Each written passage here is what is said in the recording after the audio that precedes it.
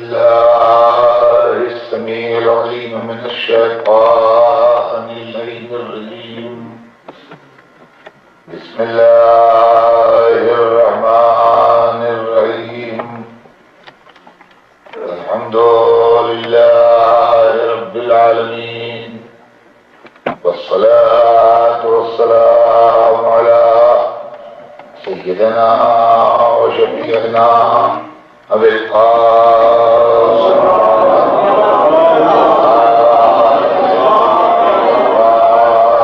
المعصومين، ولعنة الله على أعدائهم أجمعين من يومنا هذا إلى يوم الدين. أما بعد، فقد قال رسول الله صلى الله عليه وآله وسلم: إني تارك فيكم الثقلين، كتاب الله وعترتي أهل بيتي، ما تمسكتم بهما لن تضلوا بعدي، وإنهما لن يفترقا حتى يردا علي الحوض. صلوات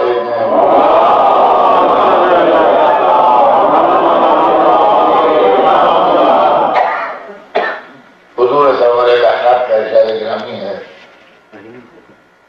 کہ اے مسلمانوں، میں تمہیں دو بڑی اہم چیزیں، بڑی گرانبہا چیزیں چھوڑ کے جا رہا ہوں.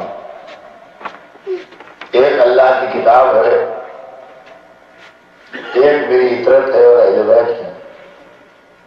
جب تک تم ان دونوں سے متمسک رہو گے، ان کے ساتھ رہو گے، میرے بعد ہرگز کبھی گمراہ نہیں ہوں. اور یہ دونوں ایک دوسرے سے الگ نہیں ہوں گے یہاں تک کہ میرے بعد حوض کوثر تک پہنچ جائیں. عزیزان گرامی، یہ حدیث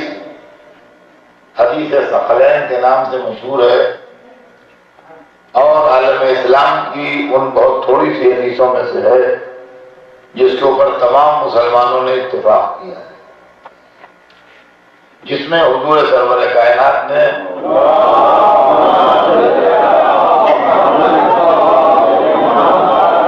مسلمانوں کو وہ ذریعہ بتایا ہے، وہ طریقہ بتایا ہے کہ وہ گمراہی سے کیسے بچیں اور کس طرح ایک اچھے مسلمان کی زندگی گزاریں. دیکھنے میں یہ ایک چھوٹی سی حدیث ہے، لیکن اگر آپ اس کو غور کریں گے تو پورا اسلام اور پورا دین اور پوری شریعت اور پوری زندگی کا ہر مسئلہ جو ہے وہ اس حدیث کے اندر آپ کو مل جائے. دیکھنے میں بہت چھوٹی سی حدیث ہے اور کچھ تعصب والوں نے اختلافات پیدا کرنے کی کوششیں بھی کی اور یہ کیا اور وہ کیا. یہ سب باتیں تو خیر چھوڑیے، لیکن مسئلہ جو ہے وہ یہ ہے کہ اس حدیث کے اندر جو جملے ارشاد کیے گئے ہیں کہ میں تم نے دو چیزیں چھوڑ کے جا رہا ہوں. کیا کیا چھوڑ کے جا رہا ہوں؟ ایک قرآن ہے اور ایک میری عطرت ہے، میرے اہل بیت. بڑی مشکل یہ ہے کہ اسلام کے ہر مسئلے کو لوگوں نے پارٹی کے اینگل سے لیا. سب سے بڑا پرابلم جو ہے اسلام میں وہ یہ ہے کہ ہر مسئلے کو پارٹی کے اینگل سے دیکھا جاتا ہے. اچھا، یہ مطلب ہے، چلو ہم اس کے خلاف کریں. یہ معاملہ ہے، چلو ہم اس کے خلاف کریں.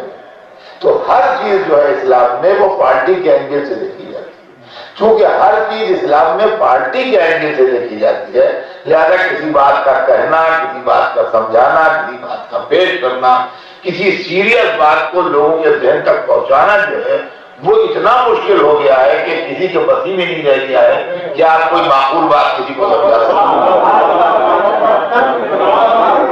ہر چیز تو اس حساب سے دیکھی جا رہی ہے کہ یہ تیرا ہے، یہ میرا ہے، اس میں یہ اونچا ہو رہا ہے، اس میں یہ اونچا ہو رہا ہے. اور 1400 برس سے عزیزان گرامی اس کو لکھ رکھیے ذہن میں کہیں کے اوپر بہت موٹے حرفوں سے، 1400 برس سے اسلام کی تباہی کی بنیاد یہ ہے کہ لوگوں نے شخصیتوں کو بچانے کے لیے اسلام قربان کیا.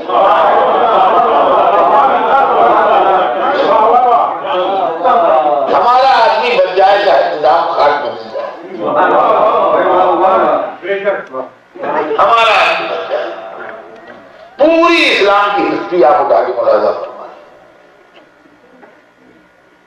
یعنی جو اصل چیز ہے، جس درخت پہ ہم بیٹھے ہوئے ہیں، جس پہ ہم آشیانہ ہے، وہ خاک میں مل جائے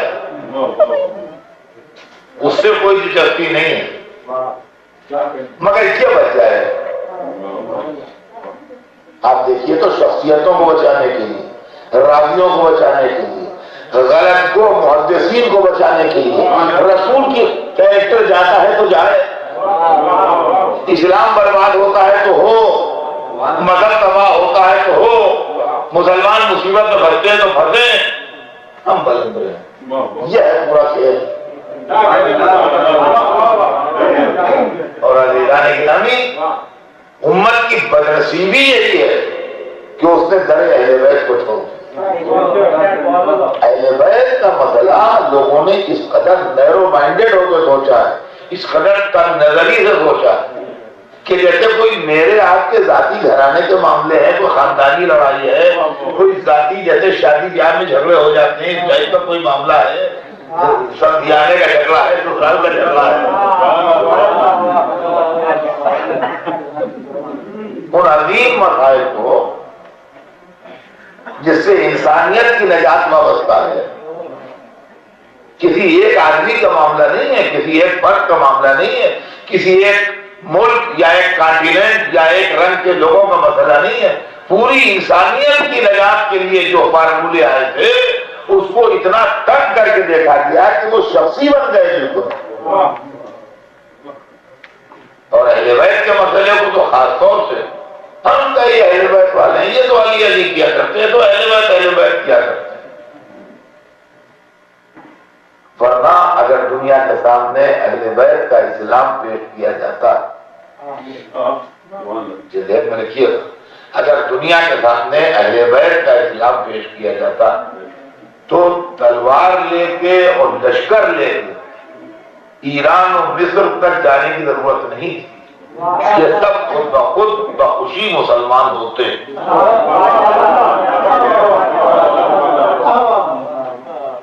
اسلام میں اہل بیت کے پاس جو تلوار ہے وہ لوہے کی تلوار نہیں ہے، وہ کردار کی تلوار ہے۔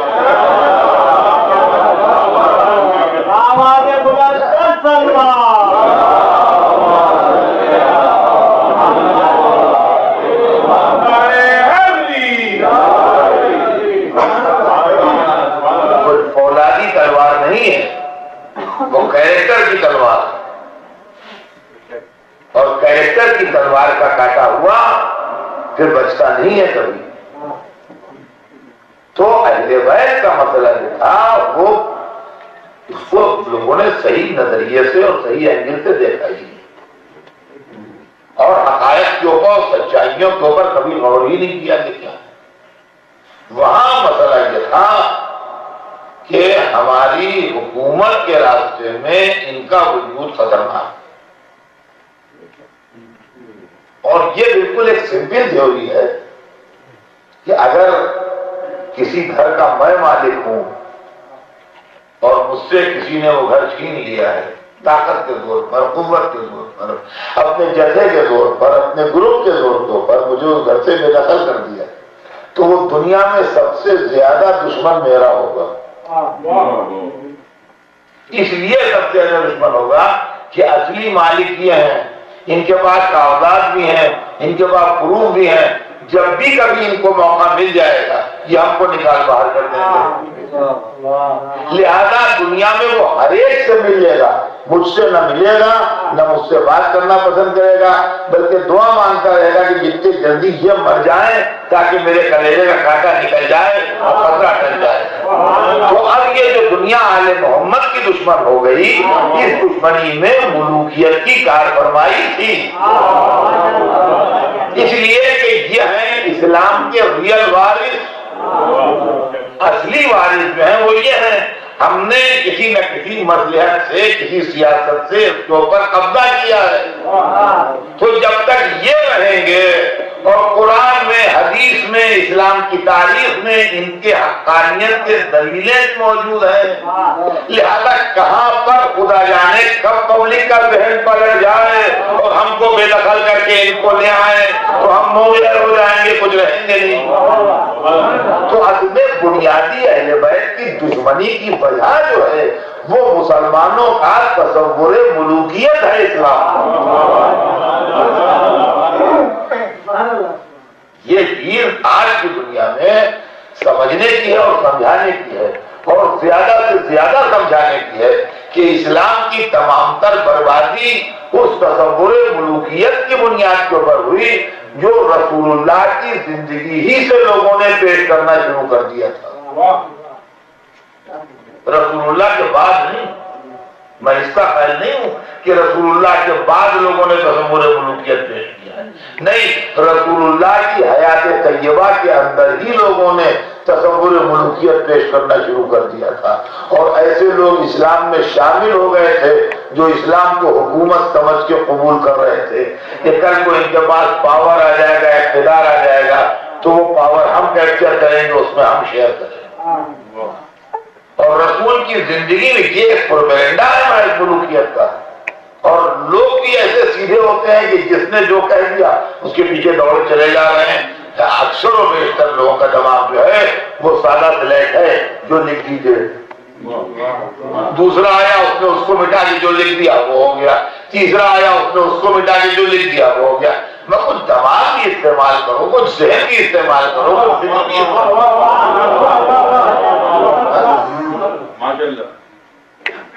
اب یہی پروپیگنڈا بڑا زبردست ہے کہ پہلے کے مسلمان بڑے اچھے تھے، آج کے مسلمان بڑے خراب ہیں۔ خدا کی قسم اتنا بیوقوف ہے مسلمان کہ آپ اس کے منہ پر اس کو گالیاں دیجیے وہ خوش ہوتا ہے۔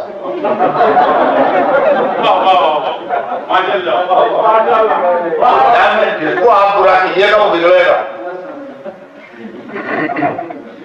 بڑے بڑے مجموعوں میں جہاں لاکھوں کا مجموعہ ہو وہاں تیار ہے صاحب سابق کے مسلمانوں اور کیا کہنا ہو، آج کے مسلمان ایسا ہو ایسا ہو ایسا ہو ایسا ہو دینا شروع کیجیے اس کو آپ گالیاں، وہ شاد ہوا جائے گا۔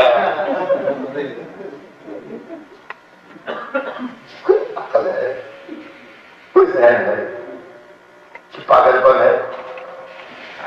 ہم تو کہتے ہیں آج کے مسلمان بہترین ہے، آج کے مسلمان کیا کہتے ہیں؟ مسلمانوں سے ہمارا کیا کم کریں گے؟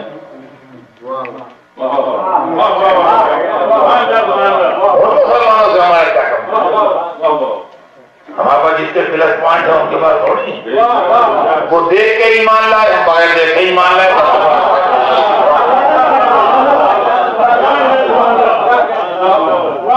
جس نے چاند کو شک ہوتے دیکھا، سورج کو پلٹتے دیکھا، ستارے کو ڈڑی پر اترتے دیکھا، وہ ایمان لایا تو کیا کمال کی بات ہے؟ کمال تو ہمارا ایمان ہے، جس نے کچھ نہیں دیکھا وہ ایمان۔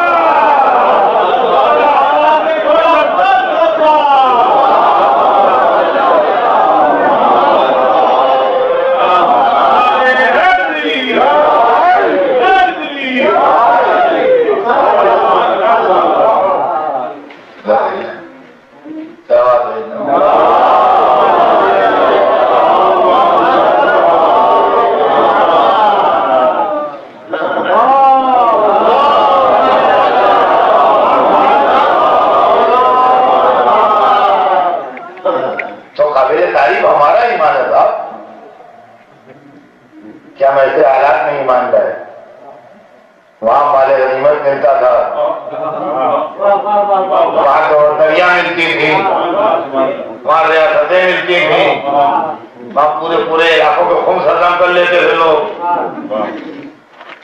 ہم کو ٹکا نہیں ملتا، اپنا خرچہ کر کے مسلمان ہے۔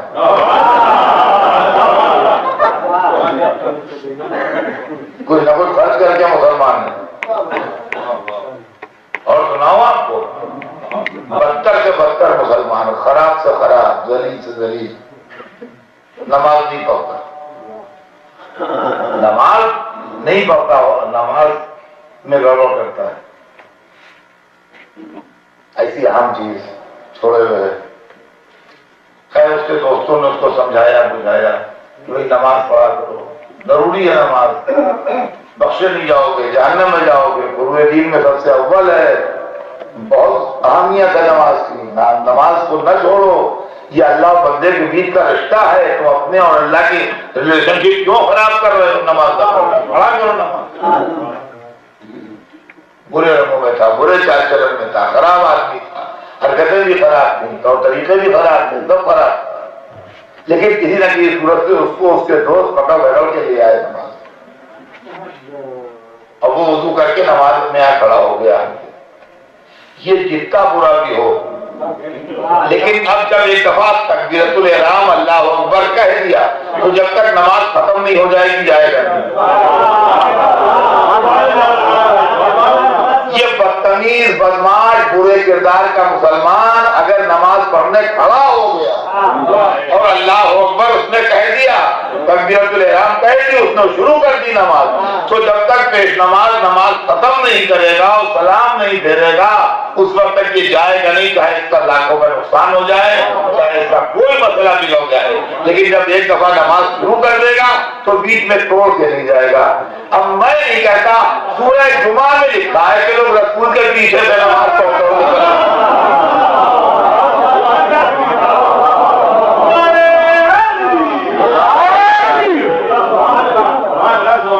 نہ اس زمانے میں تھا, نہ میرے اس کے متعلق میں کچھ کہہ سکتا ہوں. لیکن یہ کہ سورہ جمعہ میں لکھا ہوا ہے. بہت سارے کوبا قائمہ والا معاملہ جو ہے وہ آپ مولانا سے پوچھ لیجیے کہ یہ کیا ہے. تجارتی کے لیے نہیں, خالی کھیل کود کے لیے بھی چلے جاتے تھے. تو یہ اچھے لوگ بدتر سے بدتر شرابی جواری بدترین مسلمان اور برے رنگوں میں بیٹھا ہوا ہے. لیکن اگر کسی نے کہہ دیا حدیث میں یہ بات ہے فوراً ٹینشن ہو جائے, سمجھا, اور چپ ہو جائے. رسول کا ارشاد کوئی بیان کرنے لگا چپ ہو جائے گا. ذرا تو اس کے چہرے پر ندامت و شرمندگی کے آثار پیدا ہوں گے اگر وہ کسی غلط مشغلے میں بیٹھا ہوا ہے, کسی ایسی محفل میں بیٹھا ہے جہاں نیا نوش ہے, یہ ہے وہ ہے, کچھ ہے, تو وہ ذرا سا چپ ہو جائے گا. ایک احترام کا تصور, صرف نام آ جائے, حضور کا نام آ جائے پر وہاں کے اوپر وہ الرٹ ہو جائے گا اور احترام میں 1-2 منٹ کے لیے بالکل وہ چپ ہو کے اور ذرا اپنے افعال پر نادم ہو کے سر جھکا کے بیٹھ جائے گا. اس محفل میں ان کا نام آ گیا. یہ برا ہے, بدترین ہے. ہم بھی کہتے ہیں خراب ہے, اس کا چاچن سے. لیکن جو رسول اللہ کے سامنے آ کے بیٹھتے تھے ان کو قرآن انسٹرکشن دے رہا ہے کہ لا ترفعوا اصواتکم فوق صوت النبی, رسول کی آواز پر آواز نہ اونچی کیا کرو. اس کا مطلب جو باتیں کرتے تھے ان کو باتیں کرنے کی تمیز نہیں تھی. ہر زبان میں ایسی لفظیں ہوتی ہیں جس کے 2 معنی ہوتے ہیں, ڈبل میننگ ہوتے ہیں. ایک معنی اچھے ہوتے ہیں اور ایک معنی میں کچھ برائی کا پہلو نکلتا ہے. اردو زبان میں بھی ایسی سینکڑوں لفظیں ہیں, منبر میں اس کی مثال نہیں دی جا سکتی تہذیب کے خلاف. لیکن ہر زبان میں ہوتی ہیں, ہر لینگویج میں ہوتی ہیں. اردو میں بھی ہیں, عربی میں بھی ہیں. عربی میں ایسی ایک لفظ رائنا ہے جس کے ایک سیدھے معنی ہیں جو قابل اعتراض نہیں ہے, اور ایک معنی ایسے نکلتے ہیں جو ذرا سا اس کے اندر تمسخر ہو, اس کا پہلو ہے. تو لوگ یہ لفظ آ کے رسول اللہ کے سامنے بولتے تھے. اتنے بدتمیز تھے کہ بولتے تھے اور بعد میں مسکراتے تھے. قرآن نے لفظ بیان کر دی, لا تقولوا رائنا, اے خبردار جب یہاں بیٹھنا تو رائنا کا لفظ نہ آئے زبان پر. یہ لفظ بدتمیزی کا ہے, یہ نہ بولنا. ہم تو اللہ میں نام لیتے ہیں یا یوں نام لیتے ہیں احترام سے. لوگ جا کے پکارتے تھے رسول اللہ کو, ان کے حجرے کے پیچھے سورہ حجرات میں لے جاتی ہے والذین یجعلون کم برائے حجرات, جو آپ کو حجروں کے پیچھے سے آواز دیتے ہیں, بدتمیزی سے پکارتے تھے. جن کے لیے قرآن نے رسول کی تسلی کے لیے کہا کہ بل اکثرهم لا یعقلون, ان میں سے اکثر تو ایسے ہیں جن کے پاس عقل ہی نہیں ہے. ارے قرآن میں سورہ حجرات رکھا, اٹھا کے دیکھ لیجیے اس کے اندر جھگڑے کی بات کیا ہے. تو کہتا ہے قرآن بلا کرو ہم لا یا کرون اکثر ایسے ہیں مجانتی ایسوں کی ہے جن کے پاس عقل ہی نہیں ہے. تو اب یہ زبردستی ہے کہ ایک طرف قرآن کہتا ہے جب عقل ہی نہیں ہے دوسرے ہم سے ضد کر رہے ہیں اسلام انہی سے وہ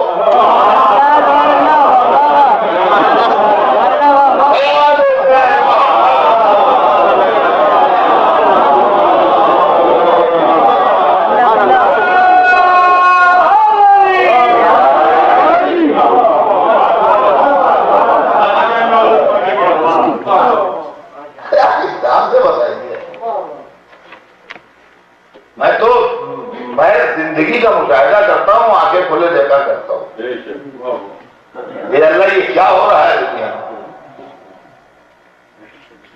یہ انسان کے پاس کیا عقل رہی نہیں, کیا آخرت نام کی چیز کوئی رہی نہیں, کچھ رہی نہیں. ماشاء اللہ صاحب حکم ہوا تمہارا صاحب نہ گمراہ ہوا ہے نہ بلکی بلکی باتیں کرتا ہے. یہ کون لوگ تھے جن کے لیے لفظ صاحب استعمال ہوا ہے؟ کافروں کے لیے نہیں یہ لفظ استعمال ہوا, یہ انہی کے لیے استعمال ہو سکتا ہے جو اپنے کو صحابی کہتے ہیں. ورڈنگ دیکھیے قرآن کی ماشاء اللہ صاحب حکم ہوگا, اس کا مطلب ایسے بھی تھے. تم کہاں ہاں تھے وہ منافق تھے. یہ میں کب کہتا ہوں کہ مومن تھے, یہ کب کہتا ہوں کہ مومن, یہ تھوڑی کہہ رہا ہوں میں کہ مومن تھے. ہم کہاں تھے وہ منافقین کے لیے یہ آئے تھے. تو میں بھی کہتا ہوں کہ منافقین کے لیے آئے تھے. مگر ایک بات ذرا مجھے سمجھا دیجیے کہ رسول کی رحلت تک منافقین کا وجود تو ہے, پھر رحلت رسول کے بعد ان کا رول کیا ہوا یہ بتائیں. کیا وہ ہوا میں غائب ہو گئے یا رحلت رسول کے بعد مومن ہو گئے, یہ پورے کیا سمجھتا ہوں. تو عزیزان گرامی رسول اللہ کی حیات طیبہ میں ہم نے قرآن پاک سے پروف ہے ہمارے پاس, اور یہ اتنی آیتیں تو میں نے محض ذہن پر زور دے کے آپ کو سنائی. کوئی اس کے لیے میں نے اسٹڈی نہیں کیا. اگر اسٹڈی کر کے میں ڈھونڈوں تو اور بہت سامان نکل آئے گا. آئیے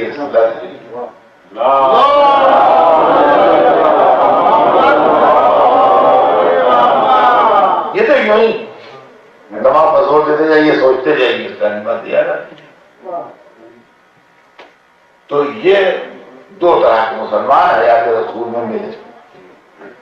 ایک وہ مسلمان تھے جو رسول کا احترام کرتے تھے, رسول کی عزت, رسول کی تعظیم کرتے تھے. اور ان مسلمانوں کا وجود بھی ثابت ہے قرآن پاک سے بھی, حدیثوں سے بھی اور تاریخوں سے بھی, کہ جو حضور سرور کائنات کے اوپر اپنی جان فدا کرنے کے لیے ہر وقت تیار رہتے. اور تاریخوں میں بھی ان کے واقعات لکھے ہوئے ہیں کہ اگر کسی طرف مڑ کے دیکھ لیا حضور نے تو سب نے ادھر مڑ کے دیکھ لیا. کیا بات. اور وہ ذرا ذرا کی بات پر احترام و عزت و وقار جو پیش کرتے. اور ایک گروہ وہ تھا جو احترام نہیں کرتا. یہ ذہن میں رکھیے گا. ایک گروہ وہ تھا جو احترام کرتا تھا اور بے انتہا رسول کا احترام, بے انتہا عزت کرتا تھا. جو مرسل اعظم کی عزت ایک انسان کر سکتا ہے اتنی عزت وہ گروپ کرتا تھا. اور ایک گروپ مسلمانوں کا ایسا تھا جن کا وجود یہ میں نے ان آیتوں کے ذریعے قرآن پاک کی ثابت کیا کہ جو رسول اللہ کا احترام نہیں کرتے تھے. تو غور طلب بات یہ ہے کہ مسلمان احترام کرتے تھے, کافر نہیں احترام کرتے تھے. یہ بات تو سمجھ میں آتی ہے کہ وہ جو مانتے تھے وہ احترام کرتے تھے, جو نہیں مانتے تھے وہ احترام نہیں کرتے. لیکن مسلمانوں ہی میں دو طرح کے لوگ تھے, ایک وہ جو احترام کرتے تھے اور ایک وہ جو احترام نہیں کرتے تھے. تو اس کو محض ایک تاریخ کا جھگڑا سمجھ کے ہم آگے نہیں بڑھیں گے, ہم اس کی انالیسس کریں گے کہ بھائی کیوں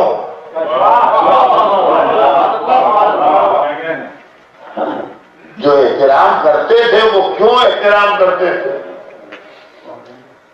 اور جو نہیں کرتے تھے وہ کیوں نہیں کرتے تھے. اب میں اس کو آپ کو ایسے مثالیں سینکڑوں ہیں اسلام کی تاریخ میں بکھری پڑی ہیں مثالیں کہ رسول اللہ کے متعلق مسلمانوں میں دو طرح کا نظریہ پایا جاتا تھا. جس کی ایک سامنے کی مثال یہ ہے کہ جس وقت جنگ احد میں لڑائی کا نقشہ بگڑا اور مسلمانوں کے ہاتھ سے جیتی ہوئی لڑائی بعض مسلمانوں ہی کی غلطیوں کی وجہ سے نکل گئی اور وہ کافروں کے کنٹرول میں چلی گئی اور ان کی بالادستی اور اپر ہینڈ ہو گیا تھوڑی میدان میں. تو اس وقت کسی نے یہ آواز بلند کر دی کہ رسول اللہ شہید کر دیے. یہ ہسٹوریکل فیکٹ ہے اور ہر کتاب میں آپ کو تاریخ کی واقعہ. تو اس وقت مسلمانوں میں دو طرح کے بڑے کچھ میدان سے واپس چلے گئے کہ جب رسول ہی مر گئے تو ہم لڑکے کیا کریں, اور کچھ لوگوں نے تلواروں کی نیامیں توڑ ڈالی کہ جب رسول ہی مر گئے تو ہم جی کے کیا کریں.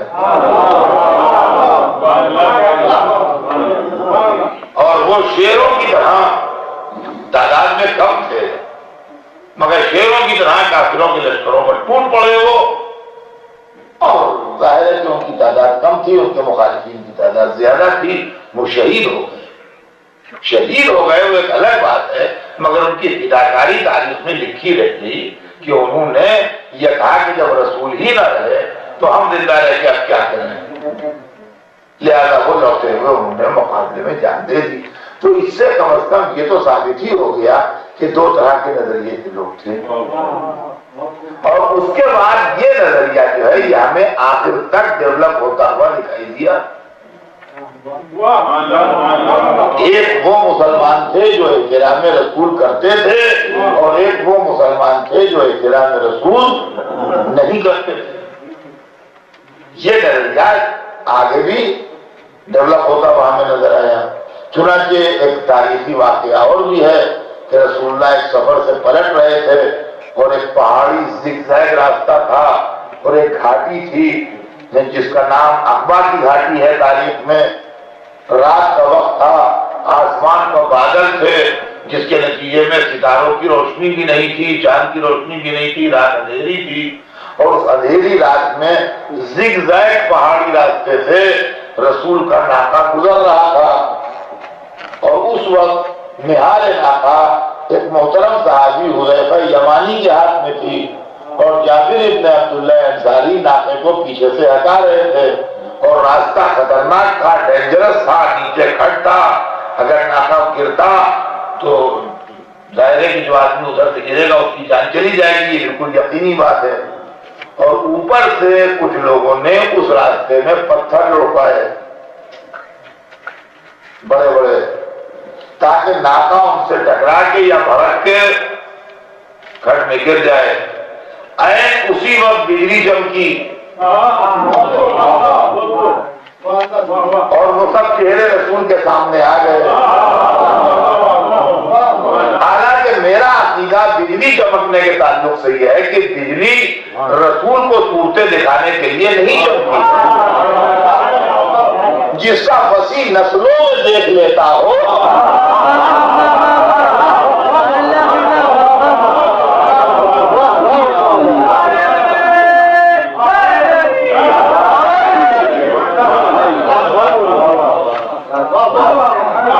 جس کا وسیع نسلوں میں دیکھ لیتا ہو اس کا نبی ذرا سے اندھیرے میں نہ دیکھتا. تو رسول تو دیکھ رہے تھے کون ہے, ان کا تو آیا تھا. بجلی اس لیے چمکی کہ وہ لوگ سمجھ لیں کہ دیکھ لیے گئے, اس لیے کہ انہوں نے اندھیرا اسی لیے منتخب کیا تھا کہ رسول دیکھ نہ پائیں گے, ہم اپنا کام کر لیں گے. لہذا بجلی چمکنا ضروری تھی. بجلی رسول اللہ کے لیے نہیں چمکائی اللہ. یہ حدیث تم دیکھ لو, یہ حدیث کو تو سب معلوم. بجلی اس لیے چمکی کہ وہ سمجھ جائیں کہ ہم دیکھ لیں. اچھا, اس پر پلٹ کے رسول نے وہ سائیکالوجیکل وار کیا خدا کی قسم کہ وہ انہیں کی شان تھی. حذیفہ یمانی جو بڑے ہی معتبر صحابی تھے اور رسول سے بہت کلوز تھے، ان کو سب کے نام بتا دیے. کہا حذیفہ بھولا بھولا بھولا بھولا بھولا یہ تھے.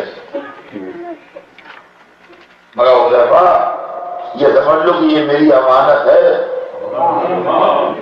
مرتے مر جانا، کبھی نام ظاہر نہ کرنا. اس لیے بتائیں تم کو امین سمجھ کے بتائیں، اس امانت میں خیانت نہ ہونے پائے. خبردار جو ایک نام کبھی زبان پائے. حذیفہ امین تھے اور رسول ان کو امین سمجھتے تھے جب بھی ان کے حوالے کی تھی بات. اگر رسول امین نہ سمجھتے ہوتے تو یہ امانت ان کو دیتے ہی کیوں؟ انہوں نے زندگی بھر امانت داری نبھائی. یعنی انہوں نے کبھی نام نہیں بتائے، بلکہ تاریخ میں یہ بھی ہے کہ بعض حضرات پوچھا کرتے تھے کہ حذیفہ میں تو نہیں تھا، تو کہتے تھے بھائی میں نہ ہاں کہہ سکتا ہوں نہ نہیں کہہ سکتا ہوں، اس لیے کہ دونوں صورتوں میں نام ڈسکلوز ہوتا ہے.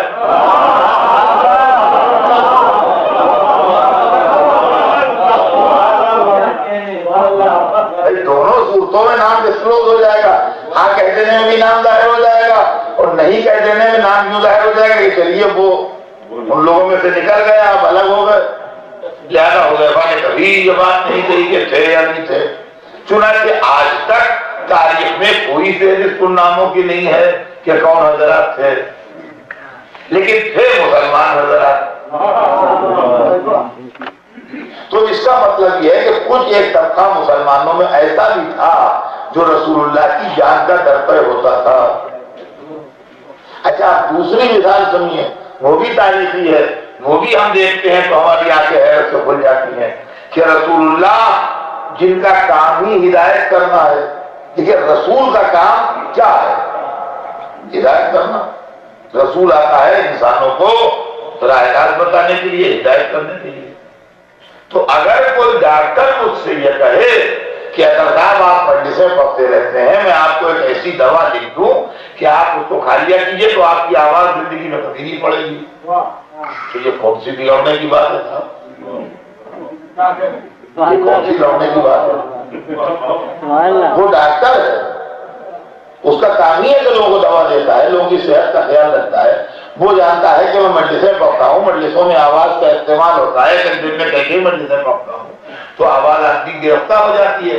تو ایک ڈاکٹر مجھ سے کہہ رہا ہے کہ میں آئیے آپ مجھے پرچہ دیجیے، میں آپ کو دوا لکھ دوں، زندگی میں آپ کبھی آپ کی آواز نہیں پڑے گی. یہ بہت سی بری بات ہے. یا ایک وکیل مجھ سے کہتا ہے کہ اگر صاحب آپ میرے پاس بیٹھ جائیے، میں آپ کو ایک ایسا قانون بتا دوں کہ آپ دنیا میں کسی ملک میں بھی جائیں، امیگریشن والے آپ کو روک نہیں سکتے ہیں اگر آپ کی جواب دے دیں. تو وہ وکیل ہے، اس کو قانون قاعدے معلوم ہے سب، وہ اپنی فیلڈ کی بات بتا رہا ہے.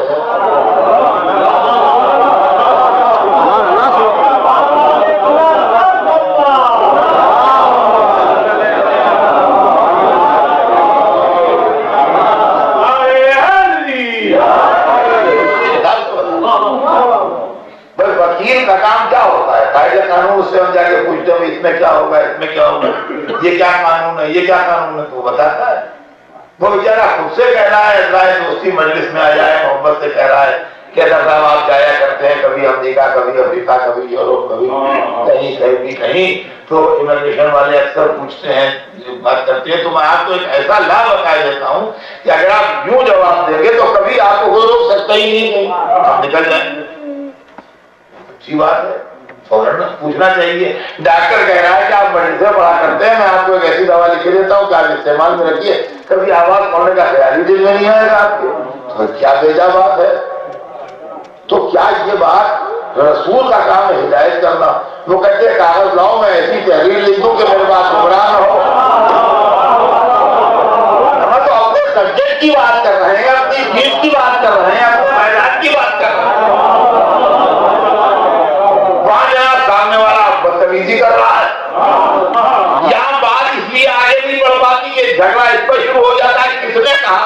ہم کہتے ہیں جھگڑے میں پڑیے گا کس نے کہا. بہرحال جس نے کہا وہ عظمت رسول سے ناواقف ہی تو تھا.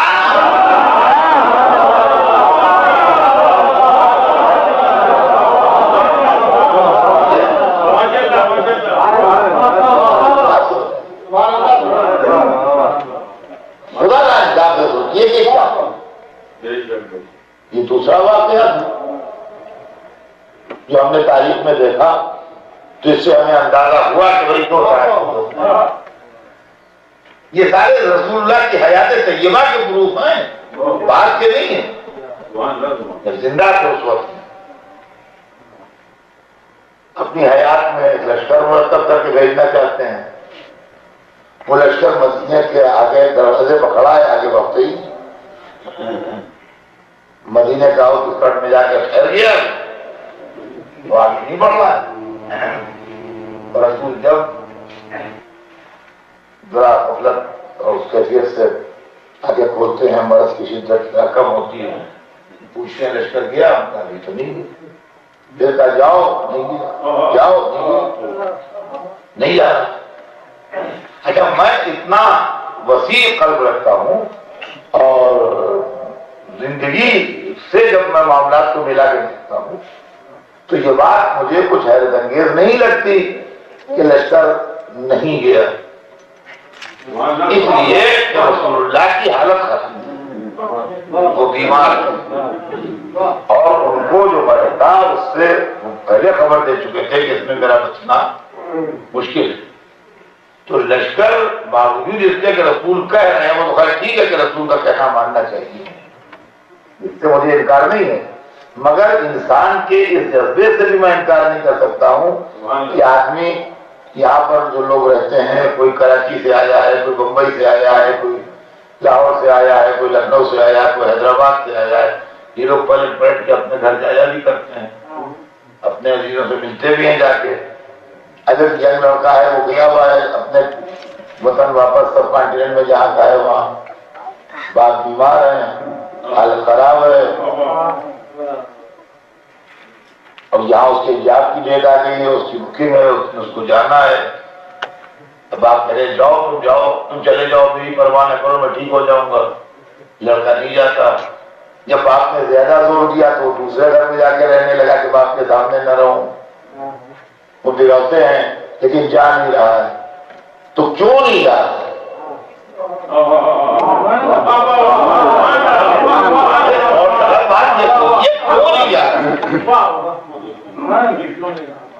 اس لیے کہ وہاں سے یہاں تک آنے میں 18 گھنٹے 16 گھنٹے 20 گھنٹے لگتے ہیں.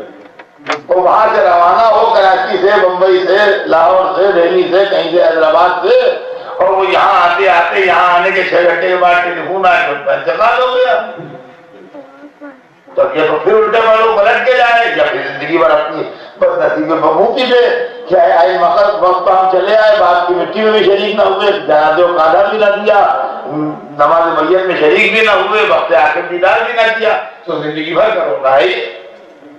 ابھی زندگی بھر کا افسوس ہے، پوری زندگی اس کا اثر رہے گا اس کے دل کے اوپر کہ ہم وقت آخر اس موقع کے اوپر نہیں رہے اور عین وقت کے اوپر چلے آئے. اور ہمارے آنے کے مثلاً 18 گھنٹے بعد یا 20 گھنٹے بعد یا 2 دن بعد ان کا انتقال ہو گیا. ارے 2 دن اور رک جاتے، جاب رہتا ہے جاتا، دوسرا مل جاتا. ہے بات کیا نہیں ہے؟ تو بات کچھ سمجھ میں آتی ہے ان کے رکنے.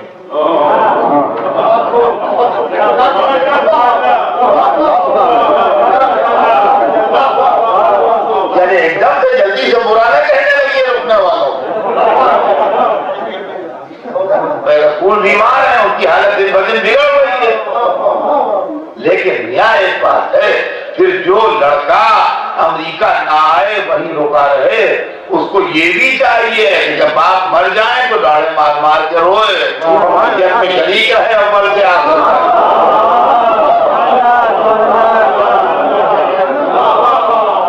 اب تو یہ بات ٹھیک ہے بھائی، اب تو یہ بات ٹھیک ہے کہ باپ کہہ رہے تھے، ٹھیک ہے کہہ رہے تھے، مگر کیسے چلا تھا اس کے دلی سے نہیں ہوتا تھا.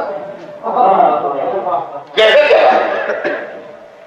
باپ کہہ رہے تھے، وہ تو کہہ رہے تھے، ٹھیک ہے کہہ رہے تھے، مگر نہیں آ سکتا، اس کے دل سے نہیں ہو رہا تھا کہ وہ چلا. لیکن باپ مر گئے اور دفن ہو گئے، صاحبزادے جائیدادی پر قبضہ لیتے رہ گئے، موقع آنے کا نہ ملا. آپ انسان سے بتائیے عزیزان گرامی، کیا زندگی سے ہم مذہب کو سمجھتے ہیں؟ کتابوں سے تو اتنے برس ہو گئے، 1400 برس ہو گئے سمجھتے تھے، اب ہم نے اسٹائل بدل دیا، ہم لائف کے کمپیئر کر رہے ہیں.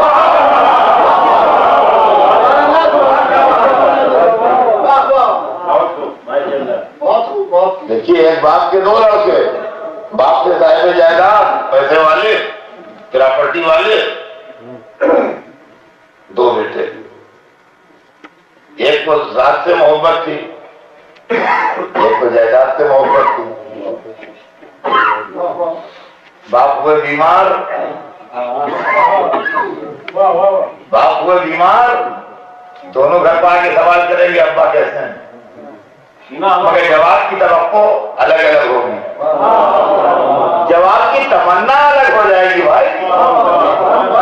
جس کو ذات سے دلچسپی ہے وہ چاہے گا جواب ہے حالت سنبھل رہی ہے، آج کچھ بہتر ہے، کیسے طبیعت آج بحال ہے، وہ جو کل ڈاکٹر نے دوا دی اس سے بڑا فائدہ ہوا ہے، وہ جو رات کو انجیکشن لگا تھا اس کے بعد سے اب طبیعت سنبھلی بھی ہے، وہ چاہے گا یہ جواب آئے کہ ذرا امپروومنٹ ہے، بہتر ہے۔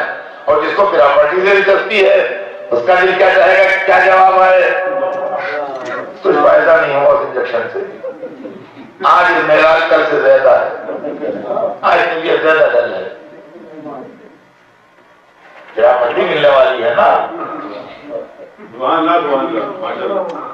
اب باپ کا انتقال ہو گیا تو جس کو ذات سے دلچسپی تھی وہ میت لے کے بیٹھا، غسل کفن دفن، جس کو جائیداد سے دلچسپی تھی وہ جائیداد کا قبضہ لینے لگا، کھلا کاغذات کہاں ہے، کھلا جائیداد کا کس کے کنٹرول میں ہے، اس کی کنجیاں کہاں ہیں، وہ لاکری کنجیاں کہاں ہیں، وہ بینک اکاؤنٹ کدھر ہے، وہ کدھر ہے، وہ کدھر ہے، ہر طرف وہ قبضہ لے رہا ہے۔ اب قبضہ لینے میں جائیداد زیادہ تھی، ٹائم اتنا لگ گیا کہ یہاں میت دفن بھی ہو گئی،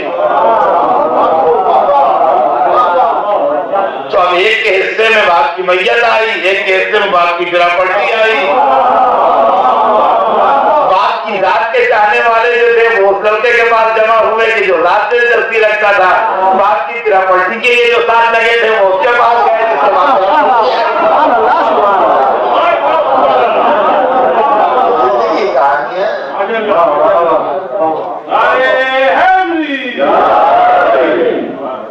یہ کسی کی کہانی نہیں، یہ زندگی کی کہانی،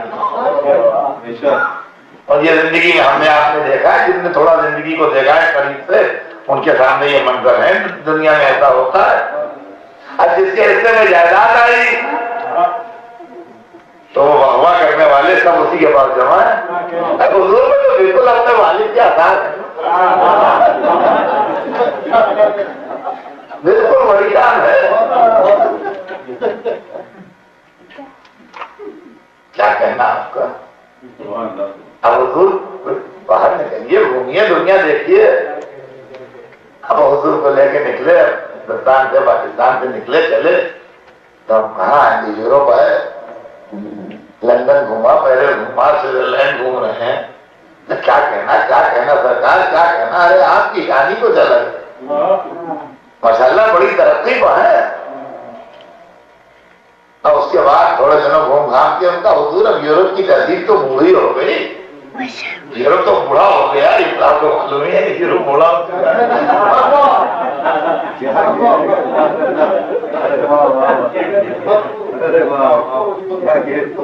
امریکہ کی تہذیب جوان ہے، وہاں چلیے تو جناب بوڑھی تہذیب دیکھ کے جوان تہذیب دیکھنے کے لیے آ گئے۔ اب شکاگو ہے اور نیو یارک ہے اور لاس اینجلس ہے اور یہاں کی تفریح گاہیں ہیں اور یہاں کے بہترین ٹھکانے ہیں، ان کا کیا کہنا، کہاں تک پہنچ جائے آپ، پوری دنیا میں آپ کا قبضہ ہو گیا، کیا عروج ہے، کیا عروج ہے سرکار کا۔ اب اسی میں کسی ناسمجھ نے کہیں یہ کہہ دیا کہ آپ کے والد کے انتقال کا بھی تو یہی زمانہ تھا۔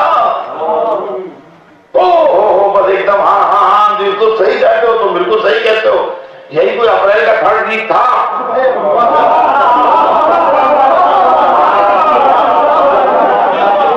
کوئی اپریل کا 3rd ویک تھا، ڈیٹ بھولے، ڈیٹ کہاں سے یاد آئی، وہ دیا ہوتا تو ڈیٹ یاد ہوتی۔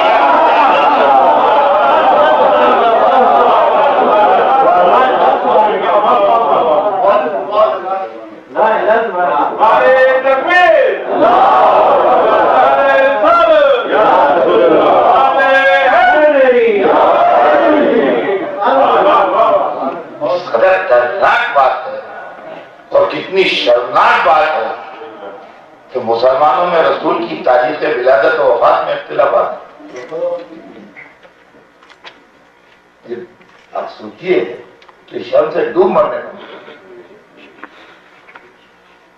اور یہ معاملہ جو ہے میاں اس کو آپ کتابوں میں نہ ڈھونڈیے، یہ زندگی کا مسئلہ ہے. بہت سے معاملے ایسے ہوتے ہیں جو صرف اور صرف فیملی سورسز سے معلوم ہو سکتے ہیں. اس میں دوستی دشمنی کی بات نہیں ہے، اس میں دوستی دشمنی کی بات نہیں ہے کچھ. یہ بہت سے معاملے ایسے ہیں جو صرف فیملی سورسز سے معلوم. اس مجمع میں ایسے لوگ بھی ہیں، کوئی مجھے 30 برس سے جانتا ہے، مجھے 40 برس سے جانتا ہے، مجھے 45 برس سے جانتا ہے. ایسے لوگ یہاں بیٹھے ہیں اس وقت ہیں. تو جو لوگ مجھے 45-40 برس پہلے سے جانتے ہیں، مجھے میری مجلسیں سنتے آئے ہیں، مجھے پوچھیے کس دن پیدا ہوا میں.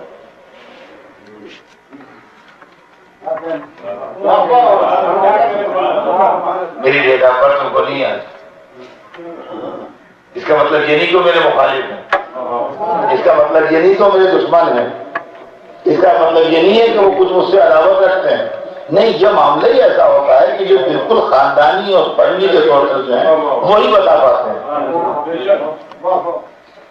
تاریخ پیدائش میری کوئی نہیں بتا پائے. خاندان والے بتائیں گے، میرے بیٹے سے پوچھیے بتائیں، میرے بھائی سے پوچھیے بتائیں، ارے نہیں بتائے گا. میرے گھر میں جا کے معلوم ہوگی کیا ہے. یہی تاریخ وفات کا معاملہ ہے. اب میں ایک نام لیتا ہوں اس لیے کہ بہت پاپولر نام ہے، آپ نے خیال رکھو. ہماری قوم میں بہت بڑے خطیب و ذاکر گزرے ہیں، بندہ ہے یہ ہے علامہ رشید تورانی. ہر آدمی جانتا ہے، جو نہیں ملے ہیں انہوں کے کیسٹ سنے ہوں گے. آپ یہاں گئے لوگوں سے پوچھیے تھے، کراچی میں جا کے سروے کیجیے کہ علامہ صاحب کی وفات کی تاریخ کیا ہے. 1% بھی نہیں بتا پائیں گے لوگ. ایسے لوگ مل جائیں گے کہ ہم میت میں ان کی شریک ہوئے تھے، ہم تھے اول سے آگے تک جنازے میں رہے، مگر ڈیٹ نہیں یاد ہے. ڈیٹ نہیں یاد ہے تو اب ڈیٹ کس سے معلوم ہوگی؟ ان کے صاحبزادے کے پاس جائیے وہ بتائیں، اور ہمارے اپنے صاحبزادے کے پاس جائیے، ڈیٹ جو ہے وہ بتائیں گے. تو ہم نے رسول کی ولادت و وفات کی تاریخ جو مسلمانوں کے اندر گڑبڑ ہو گئی وہ یہ ہوئی کہ ولادت کی تاریخ بتاتے نہ بتاتے ابو طالب بتاتے،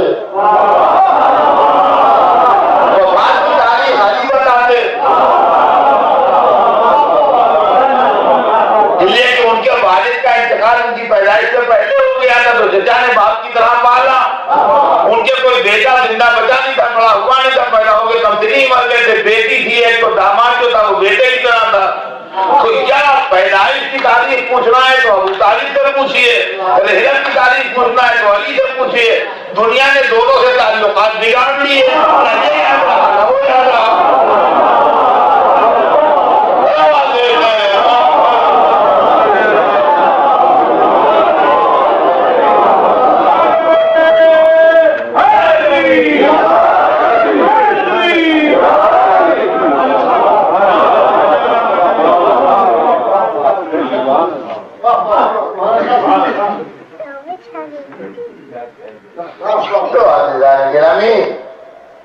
امریکہ گھوما جا رہا ہے، افواہ ہو رہی ہے کہ حضور نے بڑی ترقی کی اور حضور نے بڑا عروج پایا اور حضور نے بڑا مرتبہ پایا اور حضور ایسے اور حضور ویسے اور حضور ویسے. کیا کہنا حضور کا؟ دولت خرچ ہو رہی ہے نا، ہو رہی ہے، باقی چھوڑ دیتے ہیں.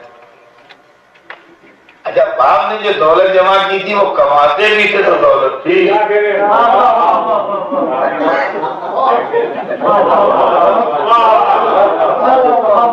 یہ خالی غرض کر رہے ہیں،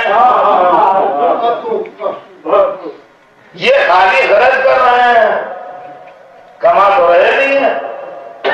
نتیجہ یہ ہے کہ ابھی امریکہ سے گھر پلٹے ہی نہ تھے کہ سارے پیسے ختم ہو گئے. جب ختم ہو گئے تو اب یہاں کوئی پوچھنے والا نہ رہا. جب تک جن کا عروج تھا، اب جو زوال شروع ہوا تو کھانے کے لیے بھی ہاتھ پھیلانا پڑا. اب سمجھے آپ اسلام کے عروج و زوال کی داستان کیا ہے. زندگی رہی تو انشاءاللہ آئندہ مجلسوں میں عرض کروں کہ اہل بیت کو چھوڑنے والے لوگ جو ہیں انہوں نے اپنا بھی نقصان کیا، دوسروں کا بھی نقصان کیا، اسلام کو بھی بدنام کیا. ورنہ وہ اسلام جو اہل بیت کے تعلیمات کے سائے میں چل رہا ہے آج تک، اس اسلام سے نہ کسی کو شکایت ہے، نہ اس اسلام کا کسی کو اعتراض ہے، نہ اس اسلام سے کسی کی دشمنی ہے، نہ اس اسلام سے کسی کے اختلافات ہے.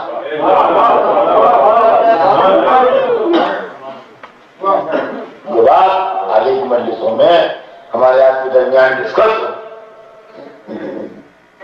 جو رسول اللہ کو چیزیں چھوڑ کے گئے تھے تو قرآن سے اگر کچھ شکایتیں پیدا بھی ہوئی ہیں تو اس لیے کہ قرآن کو مس انٹرپریٹ کیا گیا.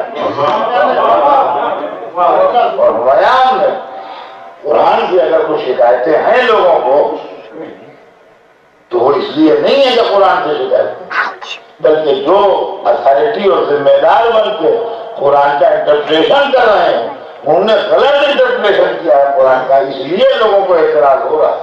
ورنہ اگر قرآن کا صحیح انٹرپریشن ہو تو قرآن کی کسی کو کوئی شکایت نہیں ہے. اس لیے کہ قرآن اخلاق اور انسانیت اور نیکی اور شرافت کی تعلیم دیتا ہے.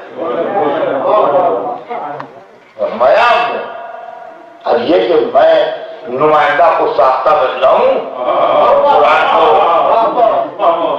غلط طریقے سے پیش کرنے لگوں اور لوگ یہ سمجھنے لگے کہ میں ہی ہوں اسلام کا ریپرزینٹیٹیو، تو نیچرلی پھر جو کوئی غلط بات ہوگی لوگ کہیں گے اس پر اعتراض کریں. تو انشاءاللہ یہ باتیں ہمارے آپ کے درمیان کل ڈسکس ہوں گی، آگے کی مجلسوں میں ہوں گی. لیکن آج تو صرف اتنا کہ اہل بیت والے اسلام سے کسی کو شکایت نہیں، بلکہ اہل بیت والے اسلام کے کچھ واقعات اگر بیان کیے جاتے ہیں تو ان میں کشش ہے، ان میں اٹریکشن،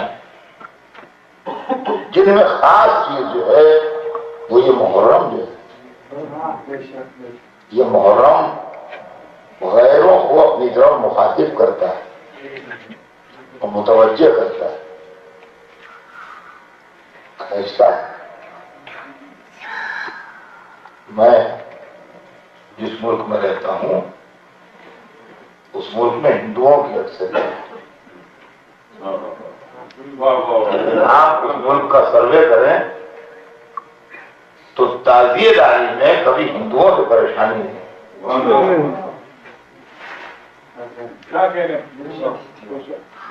اگر وہ مطلق اسلام کے اگینسٹ میں ہیں تو اسلام ہی کا ایک عمل یہ بھی ہے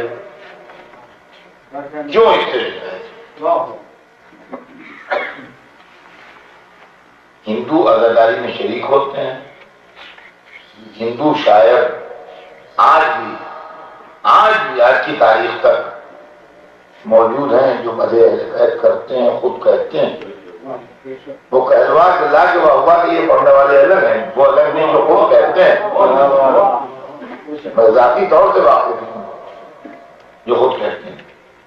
ہندو لوگ مجلسیں کرتے ہیں، ہندو تعزیے رکھتے ہیں اور بڑے ہی زبردست قسم کے مسلم دشمن لوگ بھی محرم کے جلوس میں متحد نہیں ہوتے.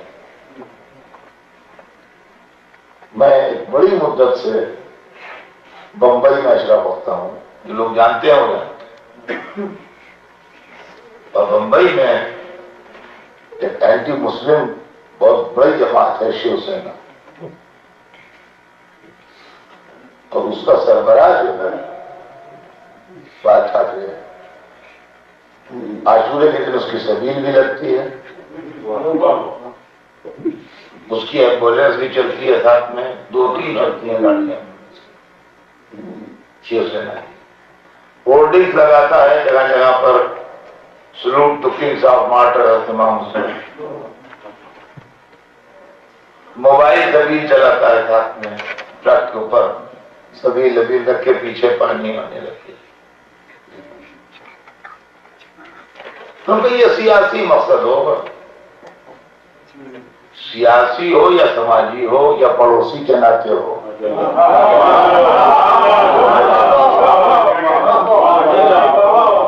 ہم یہ کب کہتے ہیں کہ کلمہ طیبہ پڑھ کے ایمان لے آیا ہے؟ لیکن بہرحال حسینیت میں کچھ ایسا چاپ ہے، کچھ ایسی کشش ہے کہ غیر بھی قریب آتے ہیں۔ دیکھیے جب اللہ والوں کا اسلام پیش کیجیے گا، اماموں کا اسلام پیش کیجیے گا، معصوموں کا اسلام پیش کیجیے گا تو احتراماً سر جھکائے گا آدمی، اور جب بادشاہوں کا اسلام پیش کیجیے گا،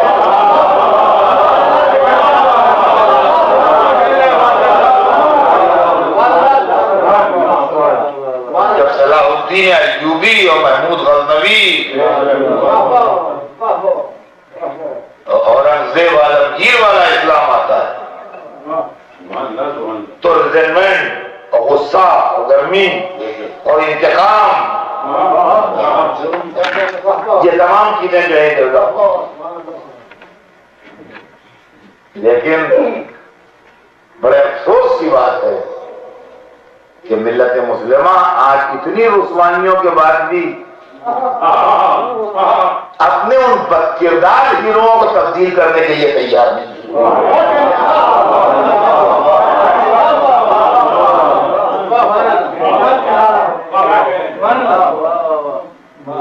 جن سے کوئی ریلیجس امپورٹنس نہیں،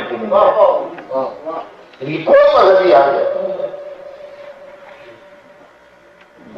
انشاءاللہ بات کل آگے بڑھے گی، آج تو وقت تمام ہو گیا۔ تو یہ مظلومیت کی داستان ہے، یہ معجزہ، یہ معجزہ۔ آج اگر آپ ویسے حساب جوڑیں پہلی محرم سے تو آج 51واں دن ہے۔ اتنا لمبا دنیا میں کہیں کوئی پروگرام نہیں کھینچتا۔ کل چہلم ہوا ہے اور کل چہلم بھی ہوا، آج ورکنگ ڈے بھی ہے، کل بھی ورکنگ ڈے ہے، پھر بھی اتنے لوگ جمع ہیں۔ یہ مجمع کم نہیں کہا جا سکتا، حالات کو دیکھتے ہوئے، موقع کو دیکھتے ہوئے، محل کو دیکھتے ہوئے، ڈیٹ کو دیکھتے ہوئے، سچویشن کو دیکھتے ہوئے۔ ابھی آج 21ویں سفر ہے، ابھی اہل حرم کربلا ہی میں ہے، چہلم کل ہی تمام ہوا۔ اور عزیزان گرامی، یہ اس بیکس کا چہلم ہر سال ہوتا ہے جس کا پہلا چہلم نہیں ہوا۔ یہ عجیب و غریب بات ہے کہ سوئم چہلم صرف حسینی کا ہو، نہ رسول اللہ کا چہلم مناتی ہے یہ قوم، نہ مولا علی کا چہلم مناتی ہے، نہ جناب سیدہ، نہ امام حسن۔ آپ جانتے ہیں راز کیا ہے؟ جب رسول دنیا سے گئے تو مولا علی اور جناب سیدہ دونوں آزاد تھے، جب جناب سیدہ دنیا سے گئیں تو مولا علی آزاد تھے۔ جب مولا علی کی شہادت ہوئی تو امام حسن امام حسین علیہ السلام آزاد تھے، اور جب امام حسن کی شہادت ہوئی تو امام حسین آزاد تھے۔ مگر جب حسین شہید ہوئے تو سید سجاد کے ہاتھوں میں ہتھکڑی تھی، زینب کے بازو میں ریشمان ستم تھی، سکینہ کا ننھا گلا رسی میں تھا۔ تو سارے ظلم و ستم کے بعد حسین کا چہلم بھی نہیں، یعنی اصلی چہلم کی تاریخ جو تھی وہ 20 صفر سن 61 ہجری تھی۔ بھائی 10 محرم سن 61 ہجری کو شہادت ہوئی تو 20 صفر سن 61 ہجری چہلم کی اصلی تاریخ تھی۔ 20 صفر سن 61 ہجری کو اہل بیت قید تھے۔ چہلم کہاں سے ہوتا، کون کرتا؟ تو حسین شہید بھی ہوئے رائے خدا میں اور چہلم بھی نہ ہوا۔ حضرت نے کہا میرے حسین اب ہر سال تیرا چہلم ہوگا۔ اور یہ لفظ پورا زبان، یہ ایک الگ سبجیکٹ ہے جو کبھی پڑھا جائے کہ بہت سی چیزیں ایسی ہیں زبان میں جو حسین کے نام ہے، من جملہ ان کے لفظ چہلم بھی ہے۔ اگر آپ یہ کہیں کہ میری چہلم کے جنم سے ملاقات ہوئی تھی، اس کے بعد سے ابھی تک نہیں ملے ہیں، تو کسی آدمی کا چہلم سمجھ میں نہیں آئے گا، کسی آدمی کا چہلم سمجھ میں نہیں آئے گا، بلکہ چہلم کے دن ملے تو اس کے بعد سے میں نے آج تک نہیں دیکھا کہ مطلب کیا ہوگا کہ جو امام حسین کا چہلم ہوگا۔ جب بغیر قرینے اور بغیر عنوان کے لفظ چہلم استعمال ہوتا ہے تو اس سے مراد حسین کا چہلم ہوتا ہے۔ اگر کسی آدمی کا 40واں آپ کو کہنا ہے تو کہیے کہ ان کے 40ویں کے دن ملے تو اس کے بعد سے اب تک نہیں ملے۔ لیکن اگر آپ نے یہ کہہ دیا کہ چہلم کے دن دکھائی دیے تو اس کے بعد نہیں دکھائی دیے تو اس کا مطلب حسین کا جو چہلم ہے، بس اس کے علاوہ اور کوئی دوسرا تو یہ لفظی حسین کے نام مخصوص ہو۔ جب چہلم بلا قرینہ استعمال ہو تو امام حسین کا چہلم اور کسی کا چہلم۔ ہاں جب 1 سال گزر گیا، 20 صفر سن 62 ہجری آئی، تو وہی وہ دن تھا جس دن دکھیا بہن بھائی کے قبر پر آئے۔ اور عزیزان گرامی، یہ شرف جابر بن عبداللہ انصاری کے مقدر میں لکھا تھا کہ وہ پہلے زائر قبر حسین قرار پائے، چونکہ صحابی رسول تھے اور حسین کو آغوش رسالت میں دیکھ چکے تھے، عظمت حسین سے واقف تھے، لہذا ضعیفی میں مکے سے تکلیفیں اٹھاتے ہوئے کربلا تک آئے، اور سویرے الصبح جب یہ کربلا پہنچے ہیں تو تاریخ میں ہے کہ ایسے ہی نہیں آ گئے، وہ صحابی رسول تھے، وہ عظمت حسین سے واقف لوگوں میں سے تھے، لہذا سب سے پہلے فرات پر گئے، فرات پر جا کے غسل کیا، غسل کر کے لباس احرام پہنا، اور لباس احرام پہن کے ننگے سر ننگے پیر وہاں سے دوڑتے ہوئے آئے اور آن کے اپنے کو قبر حسین پر گرا دیا۔ کہا حسین آپ کے نانا کا صحابی جابر آیا، اور جابر ابھی رو رہے تھے، فریاد کر رہے تھے، حسین کا ذکر کر رہے تھے اور ماتم کر رہے تھے کہ ایک دفعہ ایک قافلہ شام کی طرف سے آتا دکھائی دیا، کہا جابر ہٹو، کیا بہن آئی ہے، اور اب بہن جب بھائی کے قبر کے اوپر آئی۔